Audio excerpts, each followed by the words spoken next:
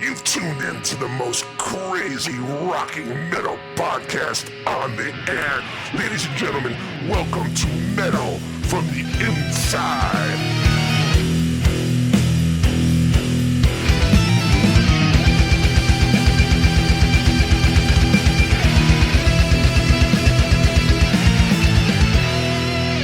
Welcome back, everybody, to a brand new episode of the Metal from the Inside podcast. I'm Sydney Taylor, and joining me today is guitarist Sammy Boller. Thank you so much, Sammy, for taking the time to join me today.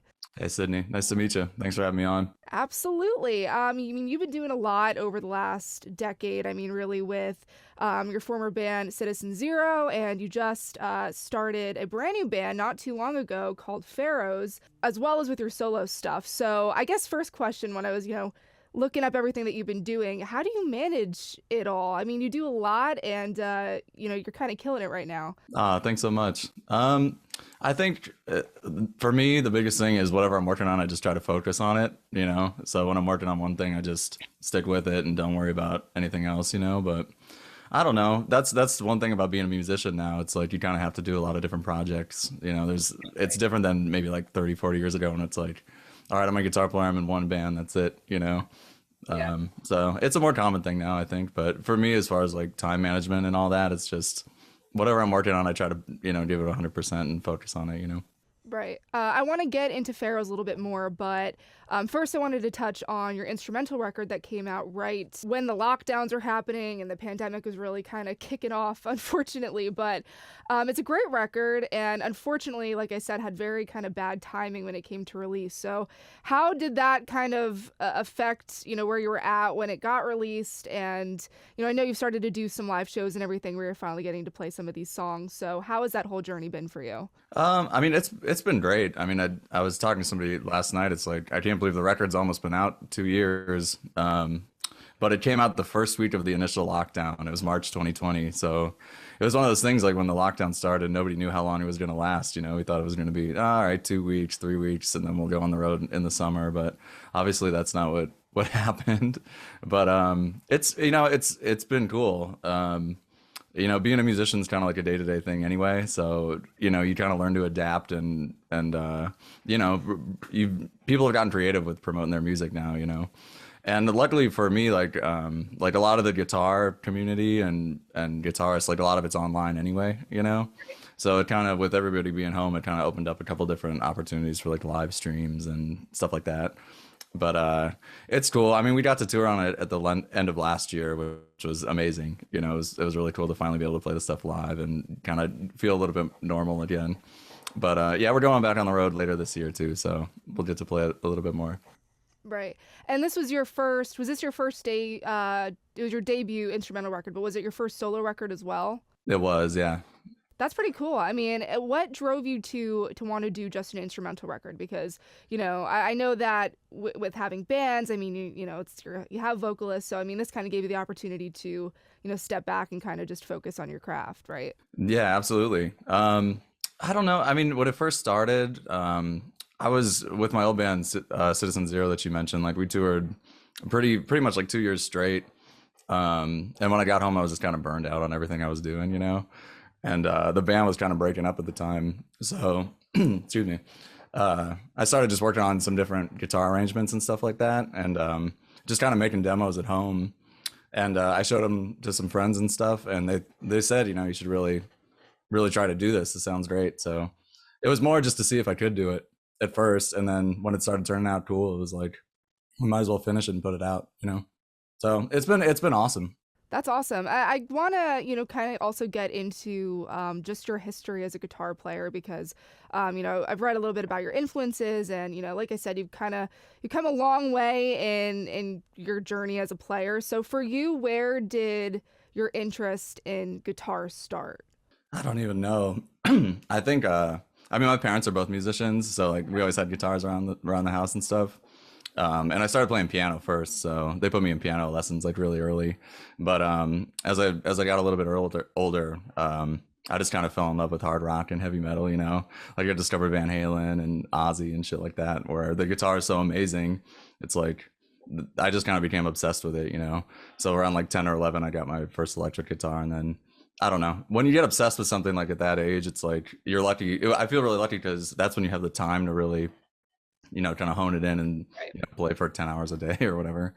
So that's kind of how I got into it. But I think around that time too, I've always liked instrumental music too. Like kind of after I got into like Van Halen and Ozzy and all that. Like at the time, like there was like Yngwie Malmsteen and Satriani and Vi, Yeah. So when you're learning how to play, like if you study that stuff, it's really good for your playing. It kind of like helps you find your own voice. So yeah, I don't know. I've just always, for as long as I can remember, like I've always loved guitar and always wanted to play.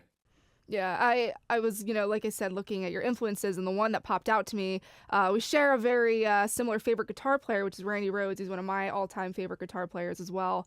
So I mean, in Randy's playing, I guess what kind of drew you to his style? I mean, I know I have my answer for that, but what drew you to his playing and just his way of his style of playing the guitar? I think, I mean, for me, like I feel really lucky. Like, when I first started, like I only knew a few guitar players, like at first it was only Van Halen. And then I saw the Crazy Train video on like VH1 Classic, which was popular at the time.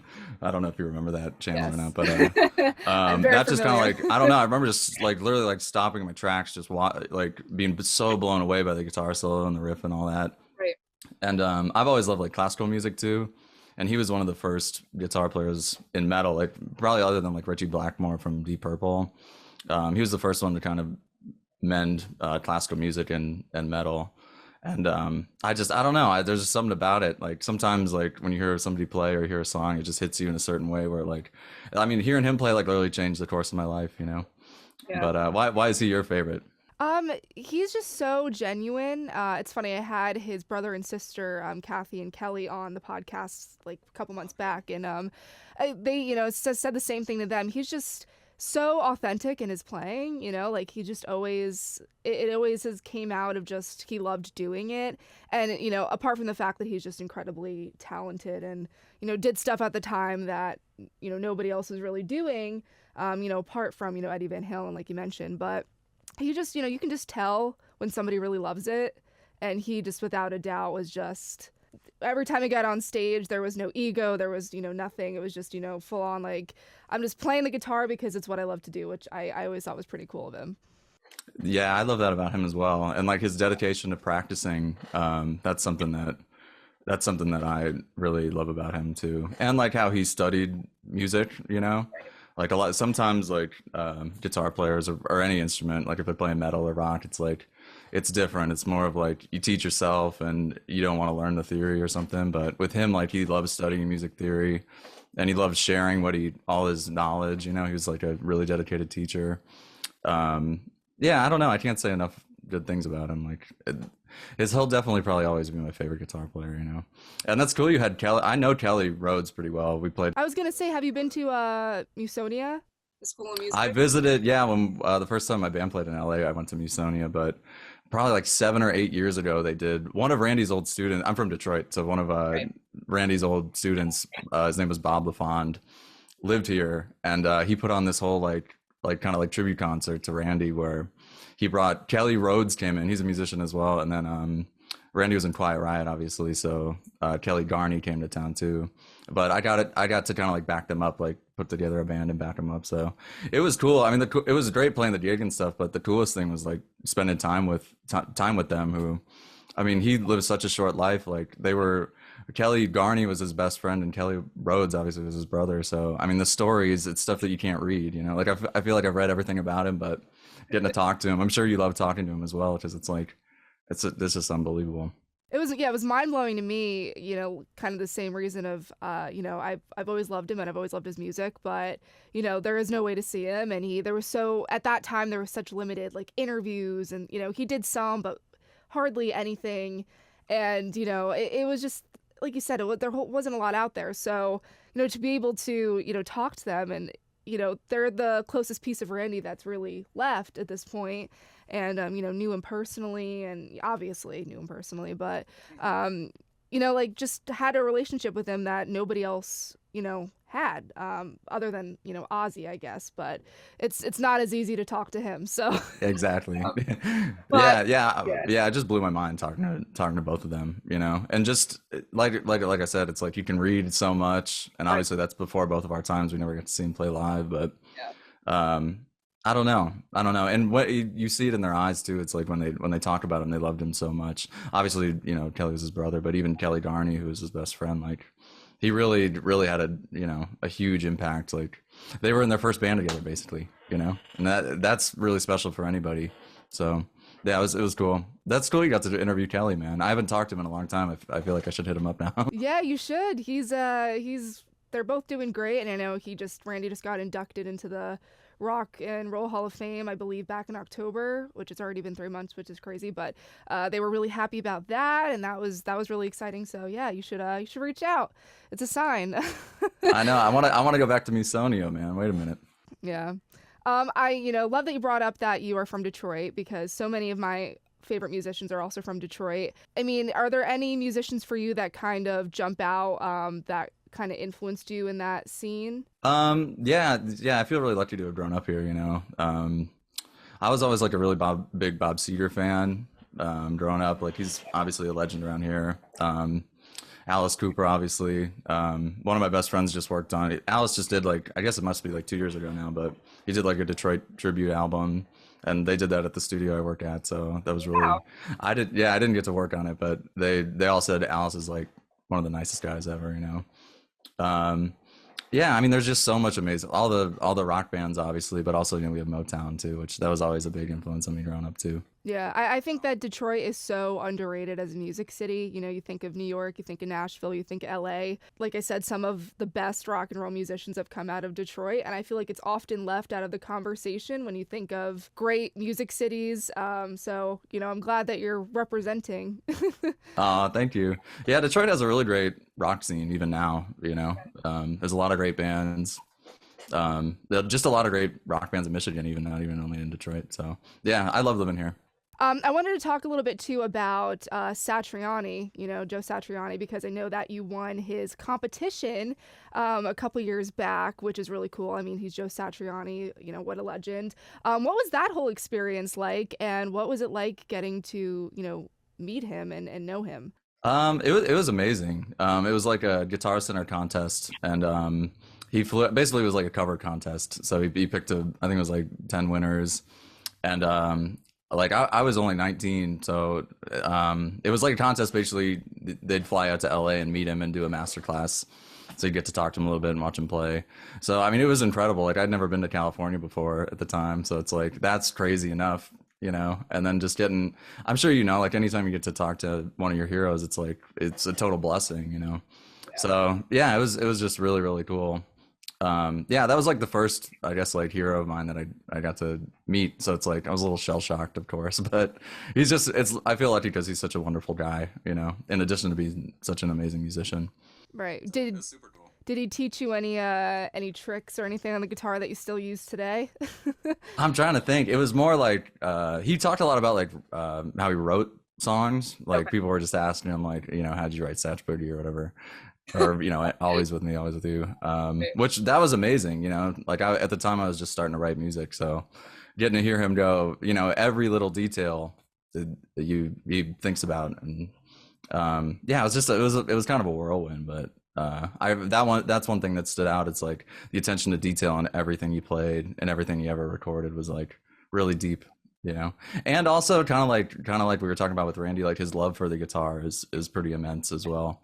And that's one thing I've kind of learned over the years. It's like a lot of it is like how far you get with something is how much you love it. Yeah. That's really like, I think that's what it really comes down to. So yeah, he's an amazing person. That's really cool. Yeah, his Satch Boogie, it's so funny. I feel like it's the only song that people know by him.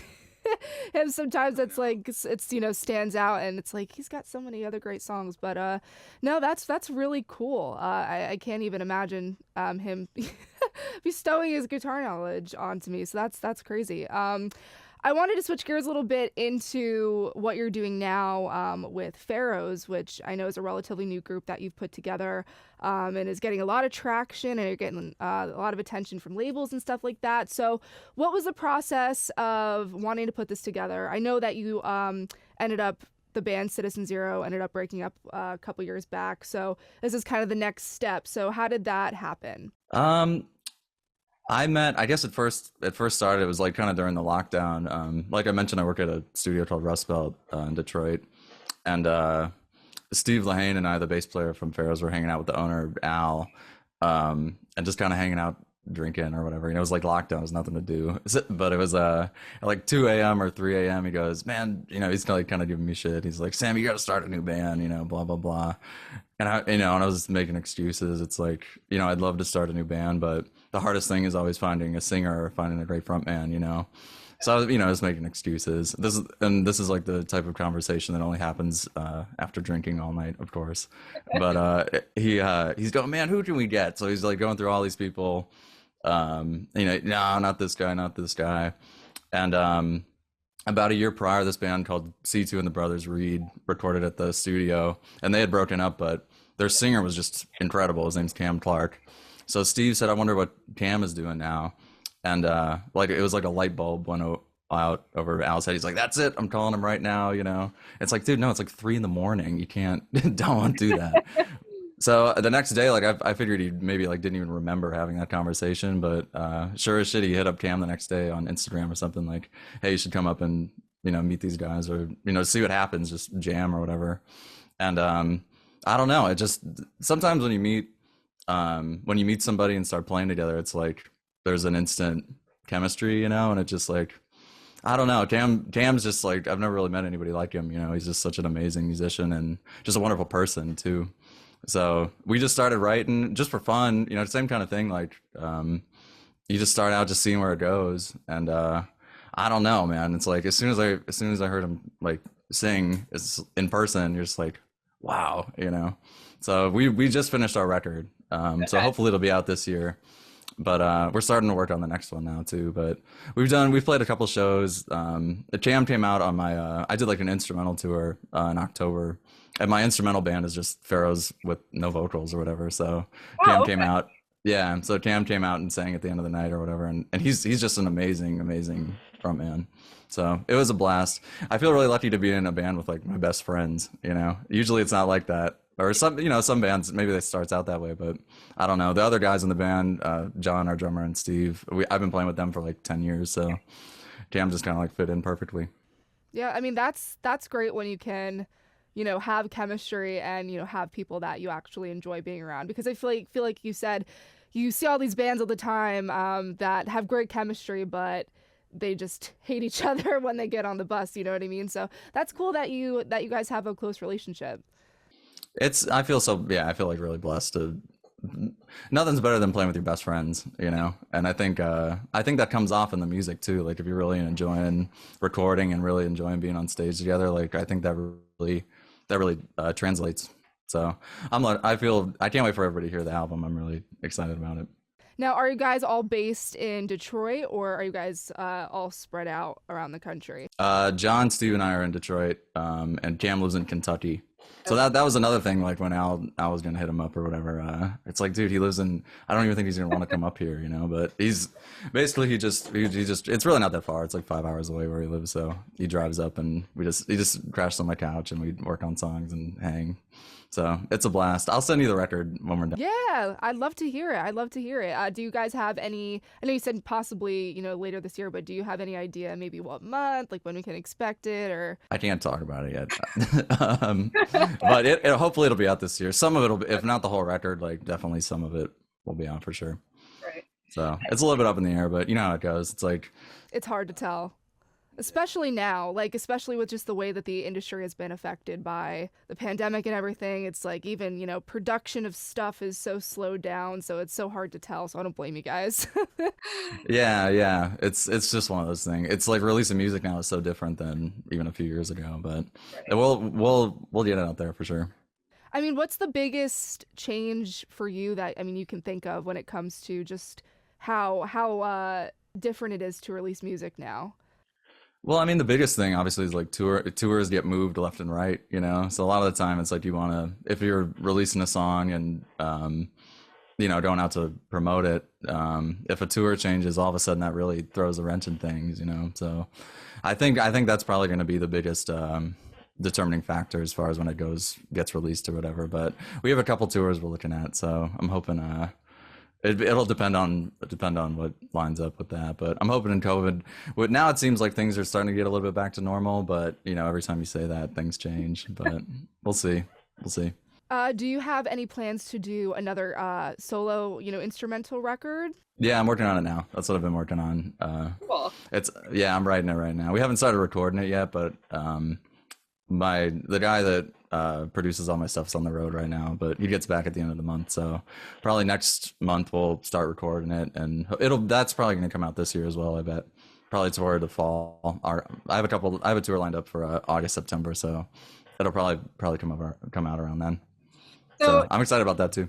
Now that you said that Pharaohs is basically your solo band without a singer, or it's the other way around. So how do you, when you're writing, because you're working on this album and you said you're still writing for Pharaohs, I mean, do you sometimes like get an idea for, one band and then go, I think this would be better as like a solo instrumental song, or like vice versa because you're writing with the same people? Or are you guys pretty focused when it comes to, we're sitting down and this is for the instrumental record or this is for the group project? Good question. I think for the instrumental stuff, like it's such a different sound,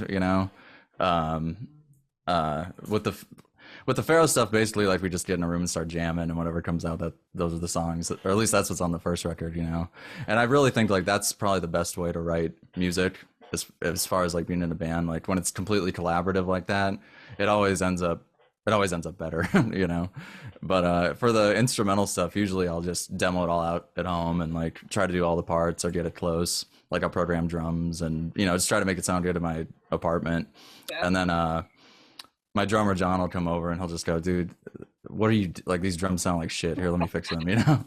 So I'll just get like a basic skeleton of it, and then the guys in the band, like when we go to record it or whatever, they'll do their own thing with it. To me, it's like if you're having somebody playing your song or you're working on something, it's like it's better to have everybody's input. Yeah.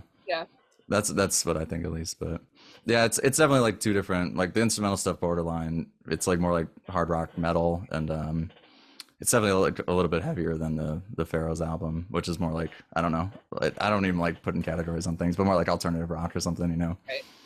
Now I see this wall of beautiful guitars behind you. Is there one that you specifically gravitate towards when you're writing in either of these projects, or kind of just however you're feeling that day? I think it depends a lot on the song. Like I mostly play Les Pauls for both bands or whatever, but it depends on the song. Like we were just recording a couple weeks ago. I was using a Strat, but I mostly play a Les Paul.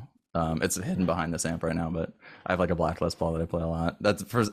I don't know. You develop kind of like a certain connection with an instrument where it's hard to put it down, But I play that one a lot, and that gold Les Paul. I feel like I always grew up seeing, like Slash and, like we said, Randy Rhoads and everything playing, Les Pauls. And to me, that was always like the iconic like rock and roll guitar, even Jimmy Page, playing a Les Paul too. It's like when I think of rock and roll, I think of Les Pauls. So I understand your gravitation towards them.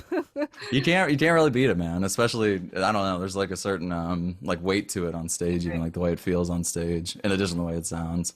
And yeah, it's like, I mean, Jimmy Page played one. It's like you can't really, come on, But sometimes it's cool to change it up. But I don't know. I'm one of those people though. When I find something, like when I find a sound I like or equipment or whatever, it's like I try to just stick with it.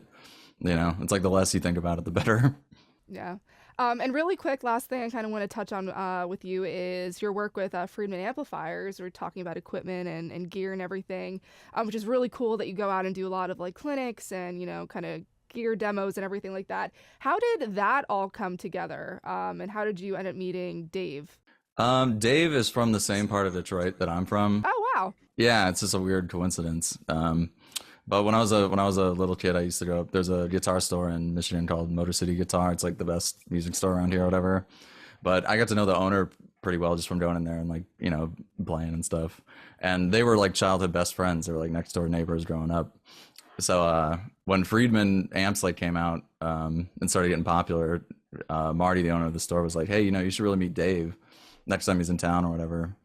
I bet you'd hit it off." And yeah, we just started hanging out whenever he was in town. And I don't know, he's just been like, it's cool because it's like when you have a lot of the same interests, like we love a lot of the same music, and like obviously like grew up in the same area. It's like just had a lot in common, So he's helped me out so much, like more than anybody, man. Like I feel like I almost don't deserve, he's done so much for me, but we're just good friends, And yeah, I don't know. He's taught me a lot as well. It's like he knows so much about, like, you can name any album and it'll tell you exactly how the guitar was recorded, how the he's just he's like, it has like an encyclopedic knowledge of all that stuff. So I always learn something when I'm hanging out with him too, which is nice.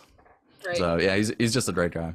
Do you ever like call him up when you're like looking for a specific sound on something and being like, "Hey, how do I get this sound? Like what settings should I be on, or whatever?" There's that, definitely. And then also like when my shit's not working right, I'm sure I annoy him like that with that. I'm like, man, I usually like I'll do everything to try to figure it out on my own and make it, but sometimes I'm just there's one thing I don't know, a few months ago I just couldn't get this one thing working. I just called him, but he's cool about all that stuff, man. He's like, it's, of course, like it's taken me 3 hours trying to figure it out, and I'll mention, he'll go, "Oh yeah, here's all you got to do," So it's cool, man.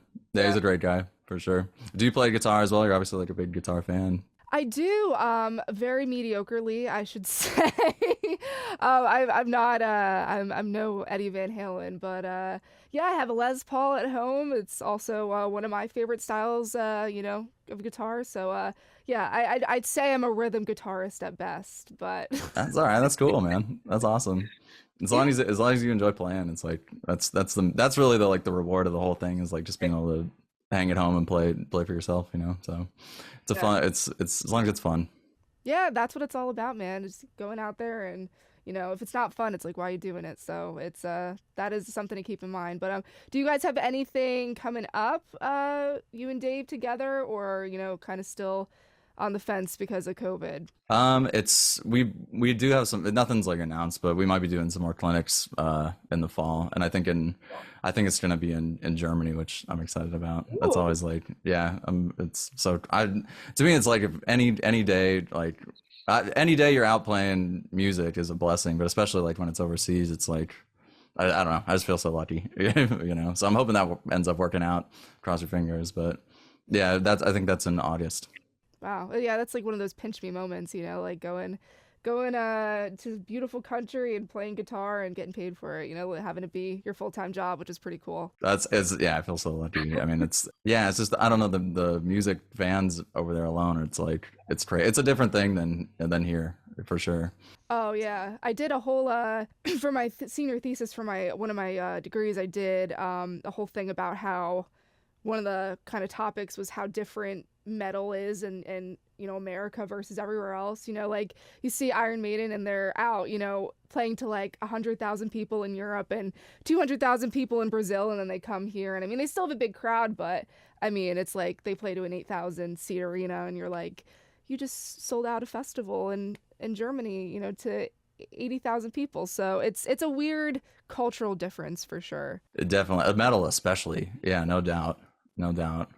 But yeah, it's wild. It's weird how that stuff works, Well, thank you so much for taking the time to come on the show. I appreciate it. Everybody, please follow Sammy and Pharaohs on all the social media. Stay up to date. I'm sure they will be posting when the album's going to be released, so stay tuned for that. And I'll be sharing it as well. But thank you so much for coming on. I appreciate it. Nice to meet you, Sydney. Thanks so much.